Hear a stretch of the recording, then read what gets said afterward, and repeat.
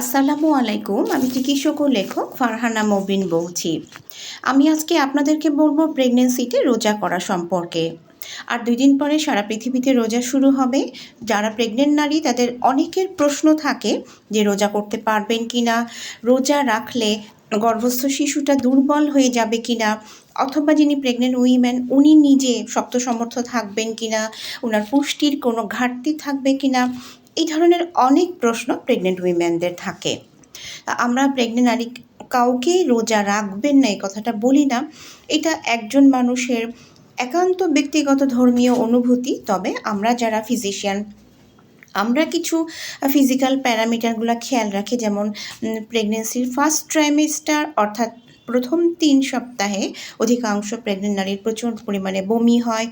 দেখা যায় যে বমির সাথে শরীর থেকে অনেক লবণ পানি বের হয়ে যায়। তখন একজন নারী দুর্বল হয়ে পড়েন। আবার দেখা যায় যে অনেকের তেমন কিছুই হয় না। ম্যান টু ম্যান ভ্যারি করে, হ্যাঁ? একেকজন নারীর ক্ষেত্রে একেক রকম।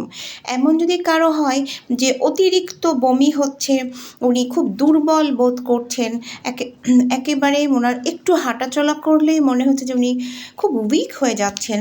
এই ধরনের সমস্যা যাদের থাকে তাদেরকে আমরা বলি যে প্রেগন্যান্সিতে আপনি রোজা বাদ দিতে পারেন।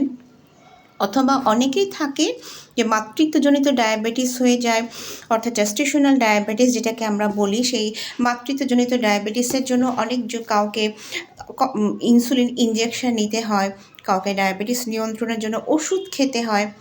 এই ধরনের সমস্যাতে যারা ভুগছেন তাদেরকে বারবার ব্লাড সুগার চেক করতে হয় এবং কয়েক ঘন্টা পর পর খাবার খেতে হয়।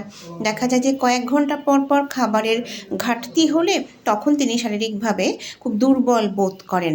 আবার অনেকে আছেন যে ওভারওয়েট এবং ক্ষুধার প্রবণতা প্রেগনেন্সির আগে থেকেই বেশি।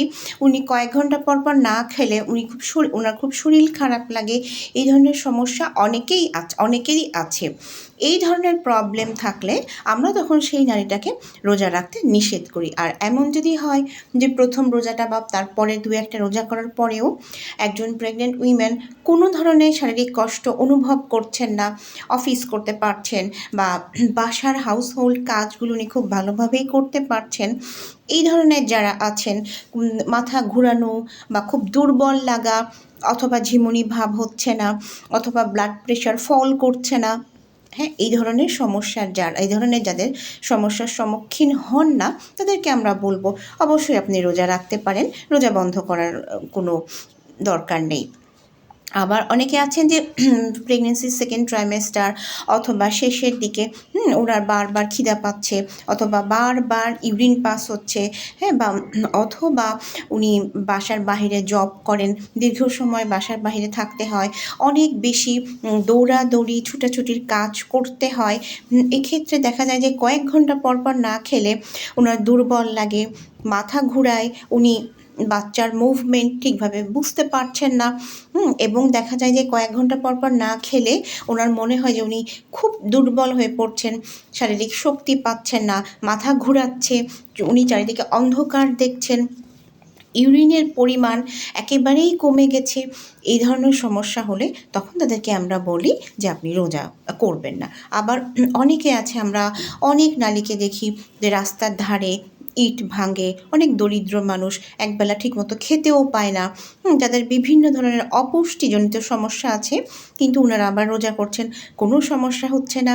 আসলে প্রেগন্যান্সিটা একেকজন নারীর ক্ষেত্রে একেক রকম। তবে আমরা ওভারঅল বলি যে রোজা বন্ধ রাখার দরকার নাই, কিন্তু এইটা একেকজন প্রেগনেন্ট উইমেনের শারীরিক সক্ষমতা বুঝে এই সিদ্ধান্তটা নিতে হবে।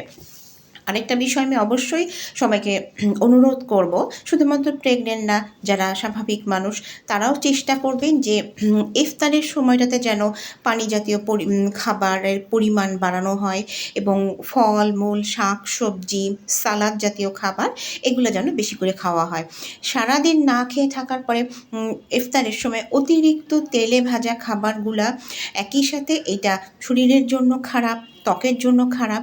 এবং আমরা হয়তো জানি না আমাদের রক্তে কোলেস্টেরল লেভেলের মাত্রা বেড়ে আছে, তখন সারাদিন না খেয়ে থাকার জন্য আমাদের শরীরের যে উপকারগুলো হয়, আমাদের যে ব্লাড সুগার কন্ট্রোলে থাকে, আমাদের ফ্যাটি লিভারের পরিমাণটা আস্তে আস্তে কমতে থাকে, তখন ইফতারে এই অতিমাত্রায় তৈলাক্ত খাবারগুলা খেলে তখন কিন্তু রোজা থাকার জন্য যে উপকারগুলা হচ্ছে সেই উপকারগুলা কিন্তু তখন আর হয় না, তখন হয় হিতে বিপরীত।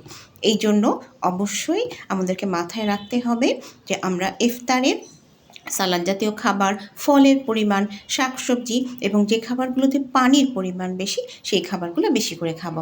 আর যারা প্রেগনেন্ট উইমেন তারা অবশ্যই চেষ্টা করবেন যে সেহরিতে যেন খুব ভালোভাবে খাবার খাওয়া হয়। এবং যদি আপনি রোজা রাখার পরে কোনো ধরনের অসুস্থতা বোধ না করেন, তাহলে ইফতারের সময় অবশ্যই আপনাকে একটা ব্যালেন্স ডায়েট খেতে হবে। অর্থাৎ আমরা অতিরিক্ত তেলে ভাজা, অতিরিক্ত মজাদার খাবারগুলো পরিহার করে যে খাবারের মধ্যে সব ধরনের ভিটামিন মিনারেলস আছে, এই ধরনের শাক সবজি এবং ফলের পরিমাণ, বিশেষত সালাদের পরিমাণ এবং পানি, যে আবারও বলছি পানি জাতীয় খাবারের পরিমাণ বাড়িয়ে দিতে হবে। আর যারা প্রেগনেন্ট উইমেন ওনাদের যদি হাই ব্লাড প্রেশারের সমস্যা না থাকে, কিডনির সমস্যা না থাকে, তাহলে ইফতারের সময় অবশ্যই ডাবের পানি খেতে পারবেন। সবার জন্য অনেক শুভকামনা, সবাই ভালো থাকবেন, ধন্যবাদ।